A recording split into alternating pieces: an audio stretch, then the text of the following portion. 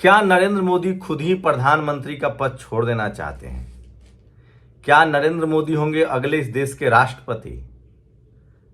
और इसकी वजह क्या है? क्या नरेंद्र मोदी को लगने लगा है कि अगर सत्ता हाथ से चली गई तो उनकी खैर नहीं है? उन तमाम चीज़ों की जांच होगी जिसको लेकर सवाल उठ रहे हैं।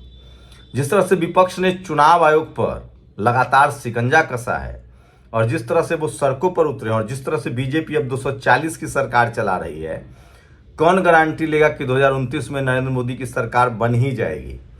ऐसे में नरेंद्र मोदी के खिलाफ राहुल गांधी का तरीका बहुत उग्र है। सोचिए, बीजेपी ने राजनीति को किस तरह से दुश्मन की राजनीति बना दिया है, इसको समझिए। योगी और मोदी और अमित शाह, ये तीन ऐसी शख्सियत है जिनकी राजनीति को लेकर कहा जाता है कि ये बदले की राजनीति करते हैं। और राहुल गांधी ने कहा कि टॉप से बॉटम या बॉटम से टॉप, चपरासी हो या अधिकारी, जो लोकतंत्र के खिलाफ काम कर रहे हैं उसको छोड़ा नहीं जाएगा। रिटायरमेंट के बाद भी उनको पकड़ के लाएंगे। ऐसे में प्रधानमंत्री नरेंद्र मोदी के दामन पर कई दाग भी लग सकते हैं। क्या लगता है, जिस राहुल गांधी और सोनिया गांधी को ईडी के दफ्तर में बैठाया गया, वो राहुल गांधी नरेंद्र मोदी को सस्ते में छोड़ देंगे, अमित शाह को सस्ते में छोड़ देंगे? ये अलग बात है कि योगी और मोदी जी का अपना परिवार नहीं है, बाल बच्चा नहीं है, लेकिन सवाल है कि रिश्तेदार तो है। तो क्या है नरेंद्र मोदी की प्लानिंग, इस पर भी बात करेंगे। और साथ ही चुनाव आयोग को लेकर अभी भी दिल्ली में कोहराम मचा हुआ है और लोग अब सोशल मीडिया पर चुनाव आयोग की लिस्ट को चुन चुन कर छाप रहे हैं। कहीं महाराष्ट्र, मध्य प्रदेश, यूपी, एक एक आदमी का नाम 5-5 जगह है।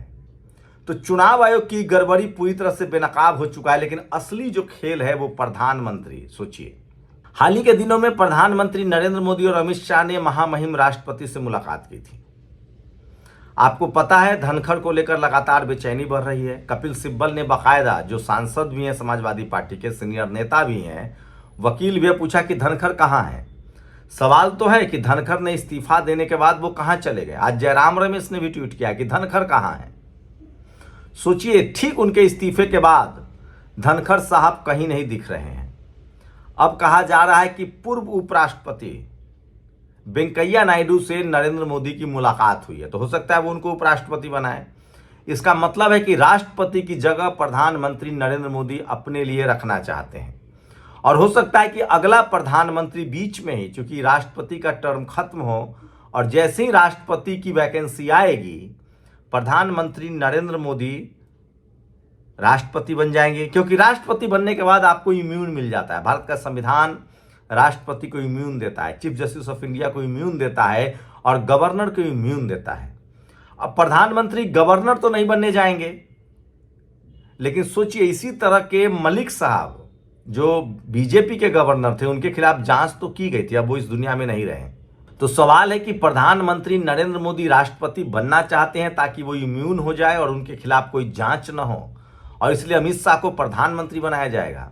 और इसलिए आरएसएस पूरा ताना बाना बुन रहा है। सोचिए, जो आरएसएस स्कूल बंद करवाता है, जो आरएसएस इस देश के दलित, पिछड़े, किसान, आदिवासी, अल्पसंख्यकों के पढ़ाई लिखाई के खिलाफ है, जो वोटर लिस्ट में नाम कट रहे हैं, वही आरएसएस अब कह रहा है कि इस देश में गरीबों के लिए एजुकेशन और इलाज दोनों असंभव है।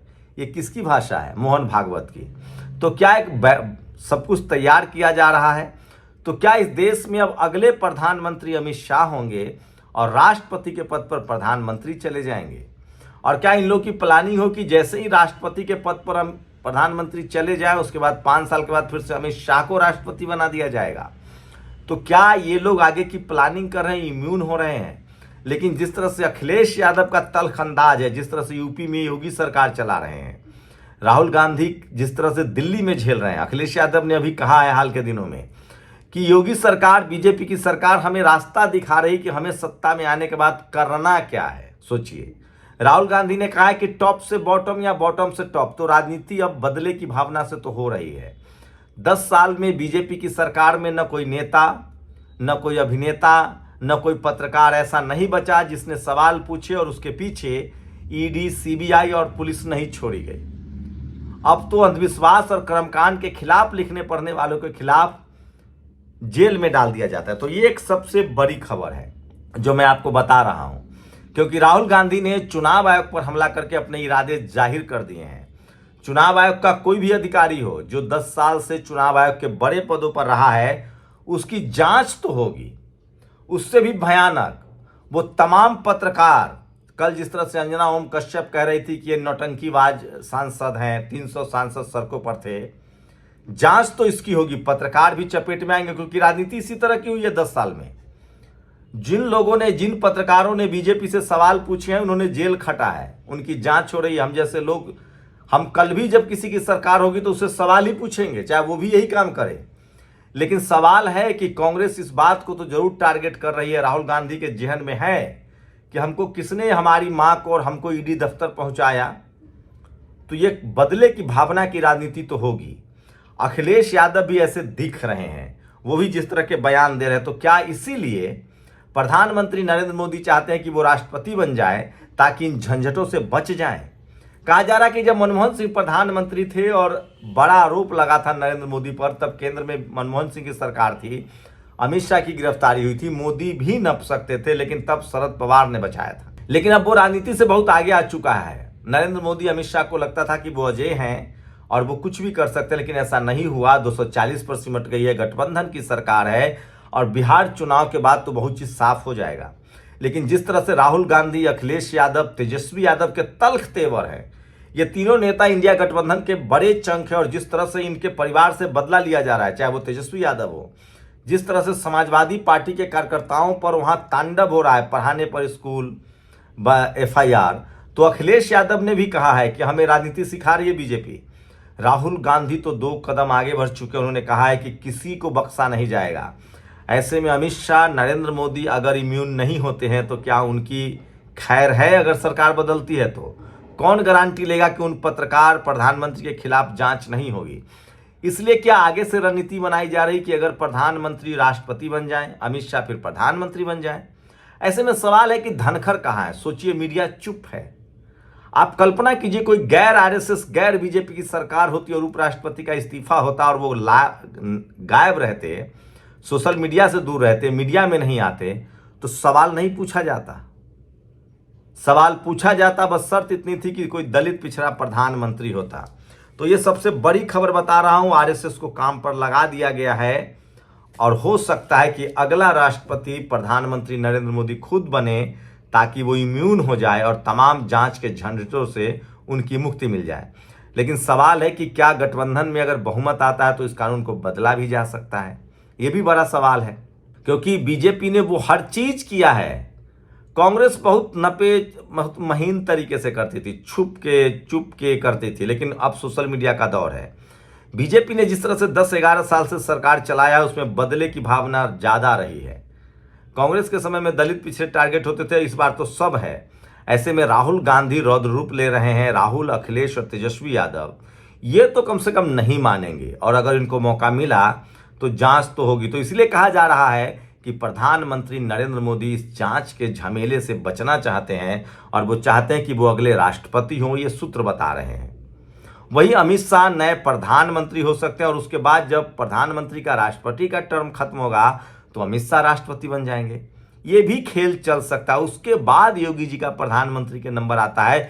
ये सब तब होगा जब चुनाव आयोग ऐसे ही काम करने दिया जाएगा। लेकिन सवाल है कि 300-400 सब मैनेज करने के बावजूद भी 240% ही बहुमत नहीं है।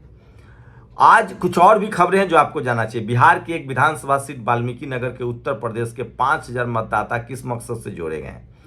वाराणसी में रामकमल दास जी अपने घर में 43 बेटों के साथ रहते हैं। 13 एक साथ पैदा हुए, बाकियों की उम्र 35 से 49 साल के बीच है। इस तरह की गड़बड़ियां हैं।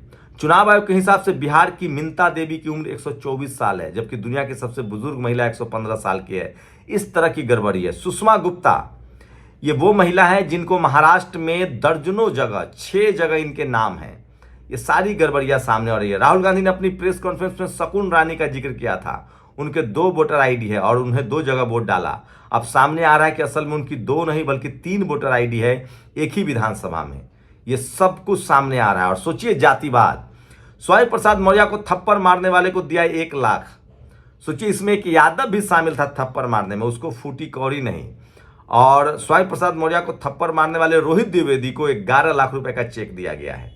तो ब्राह्मण को 11 लाख और यादव को सिर्फ मंदिर का घंटा। सोचिए, मारने वाला में एक यादव भी था और एक ब्राह्मण भी था, तो ब्राह्मण को 11 लाख का चेक। ये कुशवाहा समाज को भी समझना पड़ेगा। तो देखिए, न्यूयॉर्क टाइम्स ने अखिलेश यादव के बैरिकेड वाली खबर को छापा है और यूपी में हिंदू मुस्लिम की कोशिश हो रही है। बीएसपी सुप्रीमो मायावती ने लिखा है, यूपी के जिला फतेहपुर में मकबरा एवं मंदिर होने को लेकर चल रहे विवाद बवाल पर सरकार को किसी भी समुदाय को ऐसा एक कदम नहीं उठाना चाहिए, सख्ती करनी चाहिए। और राहुल गांधी ने ट्वीट किया है कि वोट चोरी के खिलाफ 15 लाख 24 घंटे में उनको समर्थन मिला है, सर्टिफिकेट डाउनलोड हुए हैं, 10 लाख मिस कॉल हुआ है। और उद्धव ठाकरे जो बीजेपी के साथ रह चुके हैं वो कह रहे हैं कि उनको बताया गया था कि ईवीएम कैसे हैक होता है। एक बीजेपी के नेता ने, जब हम गठबंधन में थे तो मुझे बताया गया था कि ईवीएम कैसे हैक होता है। तो सोचिए किस तरह की गड़बड़ियां सामने आ रही है। और उपराष्ट्रपति धनखड़ 21 जुलाई की शाम से लापता हैं और संसद में लगातार विरोध प्रदर्शन चल रहा है और देश भर की सबसे बड़ी खबर है। सोचिए, तो सोशल मीडिया ही सच्चा मीडिया है, सोशल मीडिया ही बहुजन मीडिया है और ये बहुजनों के लिए है। संस्कारी ब्राह्मण एकता। स्वामी प्रसाद मौर्य पर एक यादव और एक ब्राह्मण समाज के युवक ने हमला किया, पिटाई दोनों की हुई। अब ब्राह्मण समाज ने अपने ब्राह्मण युवा को 11 लाख का चेक दिया है। यादव जी को कोई चेक देने ब्राह्मण समाज के लोग नहीं आए। इसलिए मैं कह रहा हूं कि आप लोग जातिवाद मनुवाद से सावधान रहिए, नहीं तो एक दिन आप भी उसके चपेट में आएंगे। और सोचिए, तो ये तमाम बड़ी खबरें हैं जो सोशल मीडिया पर वायरल है और सोशल मीडिया ही सच्चा मीडिया है, सोशल मीडिया ही बहुजन मीडिया है। तो स्वामी प्रसाद मौर्य पर जो मारेगा जूता 4, उसको आशीष तिवारी देंगे 21 लाख का इनाम। तो बिहार में एक मंडल की इसलिए हत्या हो जाती है कि उन्होंने ब्राह्मण समाज की लड़की से शादी की थी, उसका ससुर आके गोली मार जाता है। आप राजनीति करेंगे तो चंद्रशेखर हैं तो जेल में डाले जाएंगे, स्वामी प्रसाद मौर्य हैं तो भी आपको जूता मारा जाएगा। शंभू कुमार सिंह, आप बहुजन समाज से पत्रकारिता करेंगे तो आपको परेशान, केस, FIR और इनकम टैक्स ED छोड़ा जाएगा। यह है इस देश की जातिवाद की सच्चाई। एकजुट होइए, जातियों में मत बटिए, SC ST OBC किसान अल्पसंख्यक। अब तो वोट भी नहीं बचेगा, फिर क्या करेंगे। 40 करोड़ लोग इस देश में दलित, पिछड़े, किसान, आदिवासी, अल्पसंख्यक ऐसे हैं जिनके पास अपना घर है, न ठीक से खाना न काम। 80 करोड़ लोग ऐसे दलित, पिछड़े, किसान, आदिवासी, अल्पसंख्यक है जिनके पास एक सर छुपाने के लिए घर तो है, लेकिन वो 5 किलो राशन पर जिंदा है। उनके लिए न अब स्कूल बच रहा है न अस्पताल। उनके बच्चे अब और गुलाम होते जाएंगे। वो 40 करोड़ में शामिल होते जाएंगे 80 करोड़ लोग। बचे 30 करोड़ लोग। 30 करोड़ में 15 करोड़ SC ST OBC जो सिस्टम के हिस्सा बने हैं। हम सब की नैतिक जिम्मेदारी है कि इस देश को बेहतर बनाने के लिए शोषित वंचित समाज की आवाज़ उठाएं। 15 करोड़ लोग जो इसमें बचे हैं, उन्हीं के पास 90% संपत्ति है। सोचिए, 1% लोग हैं इस देश में जिसकी 10 करोड़ से ज़्यादा की संपत्ति है, उसकी जाति पता कीजिए। 3% लोग हैं जिसकी 1 करोड़ से ज़्यादा की संपत्ति है, उसकी जाति पता कीजिए। इस देश के 90% दलित, पिछड़े, किसान, आदिवासी, अल्पसंख्यक देश बना तो रहे हैं लेकिन उनको हिस्सा नहीं मिल रहा है। वो हिस्सा मिलेगा संविधान से और वोट की ताकत से। आप लोग अपनी राय जरूर दीजिए, घर घर वीडियो को शेयर कीजिए। शुक्रिया। दस्तक की आपसे गुजारिश है कि अगर इसको बचाना चाहते हैं तो नेशनल दस्तक को सब्सक्राइब करने के लिए रेड कलर के सब्सक्राइब बटन को दबाएं, फिर बेल आइकन की घंटी दबाएं। नेशनल दस्तक को बचाने के लिए बहुत जरूरी है कि हर खबर को शेयर करें, लाइक करें, कमेंट जरूर करें।